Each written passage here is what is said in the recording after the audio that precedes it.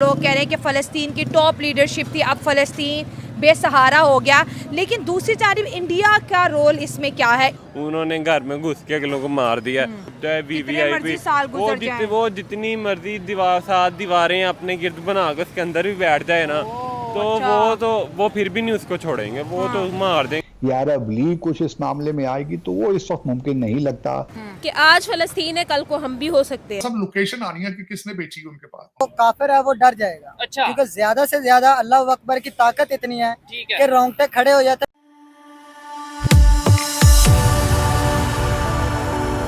जय हिंद दोस्तों, मेरे चैनल मोदी देश में आपका स्वागत है। दोस्तों, इस वीडियो को लाइक शेयर और मेरे चैनल को सब्सक्राइब करना मत भूलिएगा। तो दोस्तों, हमास के चीफ जो थे इस्माइल हनिया, वो ईरान में गए थे प्रेसिडेंट ईरान की सेरेमनी के लिए। तो वहाँ पे इसराइल ने या किसी और देश ने, इसराइल ने अब तक नहीं माना, उन्होंने हमास के चीफ को मार डाला ड्रोन स्ट्राइक से या किसी और मिसाइल से। तो इस पे अब पाकिस्तान के जो भारत के फॉर्मर एम्बेसडर थे अब्दुल बासित, उन्होंने एक नई कहानी इसमें जोड़ दी है। उन्होंने कहा है कि जैसे भारतीय रॉ पाकिस्तान में घुस के जो कश्मीरी आतंकियों ने मार रही है, तो हो सकता है कि ईरान में भी रॉ ने ये करवाया हो इसराइल के कहने पे या इसराइल को मदद करने के लिए। तो अब्दुल बासित ने यहाँ पे एक नई कहानी जोड़ दी कि हमास के चीफ को इसराइल ने नहीं बल्कि भारत ने मरवाया। तो पाक मीडिया इस पे बातचीत कर रहा है। दोस्तों, ये वीडियो बहुत ही मजेदार है, तो इसे आप रात से देखिएगा। तो चलिए और दिशा ना करके वीडियो देखते हैं। और लोग कह रहे हैं कि फ़लस्तीन की टॉप लीडरशिप थी, अब फ़लस्तीन बेसहारा हो गया, लेकिन दूसरी जानिब इंडिया का रोल इसमें क्या है? इंडिया के लोग बहुत ज़्यादा इस चीज़ को सपोर्ट कर रहे हैं। उन्होंने घर में घुस के अगलों को मार दिया। चाहे वीवीआईपी वो जितनी मर्जी दीवार साथ दीवारें अपने गिर्द बना कर उसके अंदर भी बैठ जाए ना, तो वो फिर भी नहीं उसको छोड़ेंगे, वो तो मार देंगे उसको। आप देख लें कि ईरान के सदर को उन्होंने हेलीकॉप्टर पे गए थे, उनको उड़ा दिया। उनका मतलब हेलीकॉप्टर ही नहीं मिला, इतनी देर उनको हेलीकॉप्टर ही नहीं मिला। सही बात है, उनको लाश ही नहीं थी मिल रही। काम करते हैं। बहुत हमारी जो पूरी मुस्लिम है वर्ल्ड है, उसका ही कोई वारिस नहीं इन्होंने छोड़ा, उन्होंने सबको खत्म कर दिया। इससे ये पूछें कि यूनाइटेड फ्रंट क्रिएट होगा, ओआईसी कंडेम करेगी या अरब लीग कुछ इस मामले में आएगी तो वो इस वक्त मुमकिन नहीं लगता, क्योंकि बुनियादी तौर पे मुसलमान दुनिया भी डिवाइडेड और फ्रैंकली स्पीकिंग जो अरब दुनिया हमास को इतनी मस्बत अंदाज से देखती भी नहीं। हमास या फलस्तीन की बात करें, इसराइल की बात करें, क्योंकि इसराइल तो ज्यादातर ये है कि काफी देर से जो मुसलमानों पे जो है वो काफी ज्यादा जुल्म कर रहा था। ठीक है। उसकी वजह ये है कि पाकिस्तान जो है वो इस्लामी जमहूरिया पाकिस्तान है। ठीक है।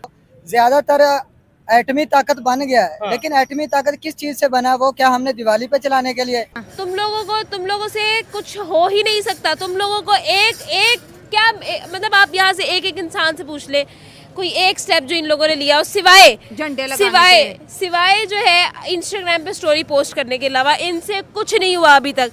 ये मैं अपने आप को इंक्लूड करूंगी, ठीक है। मेरी जिंदगी बिल्कुल नॉर्मल ट्रैक पर चल रही है, लेकिन मैं आप लोगों को बता दूं कि आज फलस्तीन है, कल को हम भी हो सकते हैं, ठीक है। और आज अगर उनकी मदद कोई नहीं कर रहा, कल को हमारी मदद भी कोई नहीं करेगा। ज्यादातर ये है कि इंडिया में भी मुसलमान रह रहे हैं, ठीक है। लेकिन पाकिस्तान का जो एक ज्यादातर इस्लामिक कंट्री है ना, क्योंकि हमें इशू ज्यादातर ये है कि हमें एक्शन लेना चाहिए अपने हवाले से। लेकिन पाकिस्तान क्या एक्शन ले? इस्लाम का जो एक नारा बुलंद किया जाए ना, तो वो उससे ये है कि जो काफिर है वो डर जाएगा। अच्छा। क्योंकि ज्यादा से ज्यादा अल्लाह अकबर की ताकत इतनी है कि रोंगटे खड़े हो जाते हैं, क्योंकि उसमें ताकत इतनी है जब सब कुछ अच्छा, एक मजे की बात बताता हूँ। ये जो वाकया पेश आया ना, ये जो भी कत्ल किया गया है, जो जान ली गई है, मतलब ये ईरान में ये जो वाकया पेश आया है, वहाँ पे उस इवेंट में बकायदा तौर पे अमेरिका मुर्दाबाद, इसराइल मुर्दाबाद, ये सारे नारे लग रहे थे उनकी अपनी लैंग्वेज में। तो उन्होंने बोला कि आप नारे लगाओ, हम जो था वो काम करते हैं। कि बहुत सारे लोग भारत के अंदर जो है वो इस्माइल हानिया की जो मौत है उसको सेलिब्रेट कर रहे हैं।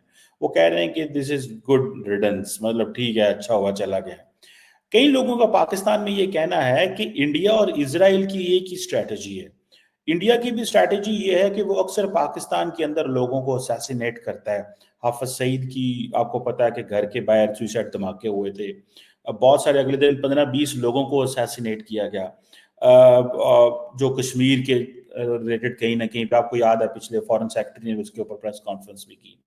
इजराइल भी ऐसे ही करता है कि इजराइल दूसरे मुल्कों में जाके असैसिनेट करता है। तो आपको लग रहा है कि कहीं ये भारत और इजराइल नोट्स तो नहीं एक्सचेंज करते कि भाई ये चीजें जो हैं वो चीमा साहब लोकेशन आनी है कि किसने बेची उनके पास।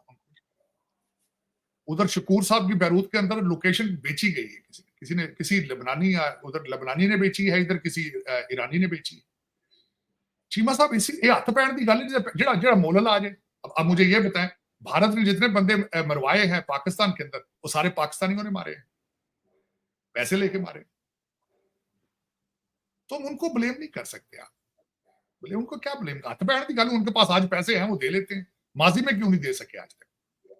माजी में इतना पैसा उनके पास था भी नहीं, सोर्सेज भी नहीं थे, पाकिस्तानी इतने फार सेल नहीं होंगे उसमें। आज रेट लग के ईरानी ने पैसे बना लिए ना, आज जिसने लोकेशन बेची थी आनी कि फलां जगह ठहरा, उधर शकूर की भी किसी ने बेची है लोकेशन। तो हथ पैण की गल है, ये तो डॉलर गेम है, पैसे की गल। जहां कुछ किसी ने अपने आप को बेच दिया फारग हो गया। ये पूरी एक इंटरनेशनल थ्योरी है, सदियों से हो रही है, जिसका हाथ पड़ता है। हाँ, नेशनलिस्ट होना उसमें जरूरी है, और यहूदियों से बड़ा नेशनलिस्ट कौन होगा?